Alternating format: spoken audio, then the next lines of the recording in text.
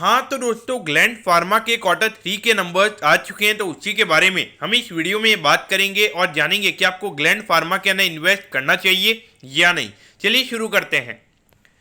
तो देखिए, सबसे पहले अगर हम यहाँ पे रेवेन्यू के नंबर्स की अगर हम बात करेंगे तो पिछले क्वार्टर के कंपैरिजन में ये नंबर 10% से हमें गिरता हुआ नजर आया है और ये नंबर आया है 938 करोड़ पे। तो देखा जाए तो यहाँ पे नॉर्मली जो यहाँ पे चाइना में जो प्रॉब्लम चल रहे हैं, तो नॉर्मली यहाँ पे मैन्युफैक्चरिंग से रिलेटेड भी थोड़े इश्यूज रहे हैं, तो इसी की वजह से यहाँ पे रेवेन्यू का नंबर हमें गिरता हुआ नजर आ रहा है। अगर हम प्रॉफिटेबिलिटी की बात करेंगे तो ऑल्दो ये जो नंबर है, ये नंबर 4% से हमें कम होता हुआ नजर आया है और ये नंबर आया है 231 करोड़ पे। तो ऑल ओवर देखा जाए तो जो नेट प्रॉफिट के मार्जिन से वो यहाँ पे क्वार्टरली बेसिस पे हमें यहाँ पे इंप्रूव होते हुए नजर आ रहे हैं।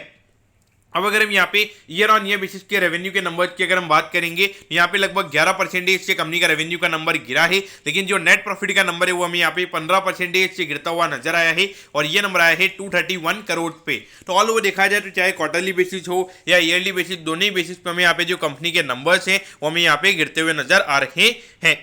लेकिन देखिए, अगर आप देखोगे लगभग 4000 से ज़्यादा का ऑल टाइम हाई हमें यहाँ पे ये स्टॉक का नजर आता है, यानी कि मोर देन अराउंड 60-70% से ज़्यादा का करेक्शन यहाँ पे ऑल टाइम हाई से ऑलरेडी हमने ये कंपनी में देखा है। अगर हम वैल्यूएशन वाइज अगर हम बात करेंगे तो लगभग 700 करोड़ के लगभग का जो नेट प्रॉफिट का नंबर है वो यहाँ पे 3 क्वार्टर में कंपनी का हो चुका है, जो कि इंडिकेशन दे रहा है कि लगभग 950 करोड़ के लगभग यहाँ पे ये कंपनी ये पूरा फाइनेंशियल ईयर हमें क्लोज होते हुआ नजर आएगा, यानी कि ये पूरे फाइनेंशियल ईयर एंडिंग पे लगभग 950 करोड़ के लगभग का जो नेट प्रॉफिट का नंबर है वो यहाँ पे कंपनी का हमें होता हुआ नजर आएगा। तो उसके हिसाब से अगर आप देखोगे अभी लगभग 22,000 करोड़ के मार्केट कैप पे ये कंपनी ट्रेड हो रही है, यानी कि लगभग अगर हम वैल्यूएशन की अगर हम बात करेंगे तो लगभग 23-24 के पी रेशियो पे ये कंपनी हमें ट्रेड होती हुई नजर आ रही है।